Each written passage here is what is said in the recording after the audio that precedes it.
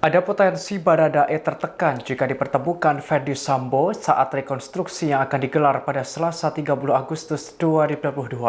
Terlebih, Baradae adalah orang pertama kali yang mengungkap fakta sebenarnya peristiwa pembunuhan Brigadir J. Disebutkan, Baradae lebih tenang jika dihadirkan secara daring. Dikutip dari tribunnews.com, hal itu diungkapkan oleh Wakil Ketua Lembaga Perlindungan Saksi dan Korban atau LPSK, Susi Laning Tias, saat ditemui awak media pada Senin 29 Agustus. Ia merasa khawatir jika Baradae dihadirkan secara langsung dalam rekonstruksi kasus ini. Terlebih, Baradae akan bertemu langsung dengan Ferdy Sambo. Diakui Susi Laning Tias, kekhawatiran tersebut didasari karena dalam kasus pembunuhan Brigadir J, Baradae telah berjanji akan mengungkap secara terang benderang. Susi Laning Tias menerangkan, Baradae saat ini masih berstatus sebagai justice kolaborator. Sebelumnya, Baradae sebagai orang pertama kali mengungkap kasus ini dengan fakta yang sebenarnya.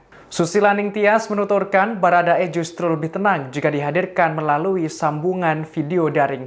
Hal ini sebagaimana pernah dilakukan dalam sidang kode etik Ferdy Sambo pada Kamis 25 Agustus kemarin. Diungkapkan Susi Laning Tias, permintaan Baradae untuk hadir secara daring seharusnya bisa dipenuhi. Hal ini merupakan hak dari Baradae yang telah tercantum dalam pasal 10A Undang-Undang Nomor 13 Tahun 2006 tentang perlindungan saksi dan korban. Terkini LPSK masih berkoordinasi dengan Bareskrim Polri terkait dengan keikutsertaan Baradae dalam agenda rekonstruksi tewasnya Brigadir J.